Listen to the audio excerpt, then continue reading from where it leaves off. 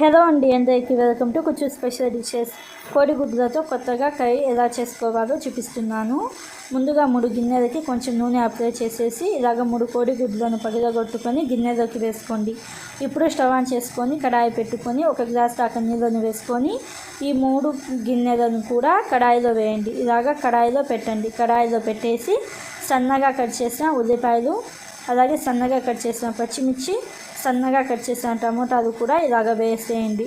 కొంచెం వేయండి. ఇలాగ వేసేసి కొంచెం సాల్ట్, కొంచెం బ్లాక్ పెప్పర్ పౌడర్ ఇలాగ 3 గిన్నెలకి కూడా స్ప్రింకిల్ చేసుకొని పైన మూత పెట్టేసి ఒక 8 నిమిషాల పాటు ఉడికించుకోండి. ఇప్పుడు స్టవ్ ఆన్ చేసుకొని కడాయి పెట్టుకొని ఒక 2 టేబుల్ స్పూన్ల దాకా నూనెను వేసుకొని జీలకర్ర 1/2 టీ స్పూన్, అలాగే 2 మీడియం సైజు ఉల్లిపాయలను సన్నగా కట్ చేసుకొని వేసుకోండి. ఉల్లిపాయలు లైట్గా రంగు మారేదాకా ఫ్రై చేసుకోండి.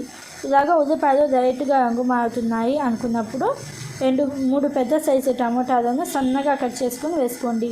టమోటాలు కొంచెం మెత్తపడేదాకా ఉడికించుకోండి. మంట మీడియం ఫ్లేమ్లో పెట్టేసి ఇలాగ టమోటాలు కొంచెం మెత్తపడుతున్నాయి అనుకున్నప్పుడు సాల్ట్ ఒక 1/2 టీ స్పూన్, రెడ్ చిల్లీ కారం ఒక 1/2 టీ స్పూన్, అలాగే పసుపు కూడా ఒక 1/2 టీ స్పూన్ దాకా వేసుకొని జీలకర్ర పొడి 1/2 టీ స్పూన్, ధనియాల పొడి 1 టీ స్పూన్, అలాగే గరం మసాలా పొడి ఒక 1/2 టీ స్పూన్ దాకా వేసుకోండి.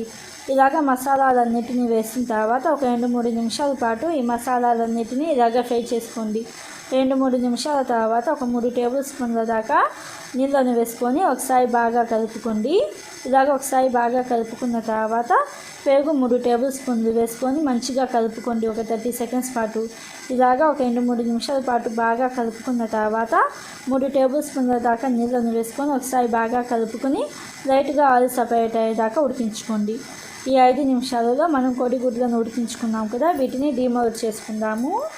ఇలాగ డీమౌల్ట్ చేసుకున్న వీటిని పక్కన పెట్టేసేయండి. పక్కన పెట్టేసేసి ఇలాగ కొంచెం ఆయిల్ సపరేట్ అవుతుంది కదా గ్రేవీ, ఈ గ్రేవీలోకి మనం ఉడికించి పెట్టుకున్న ఈ కోడిగుడ్లని ఇలాగ వేసుకొని అంతా కలిసేటట్టుగా ఒకసారి బాగా కలుపుకోండి.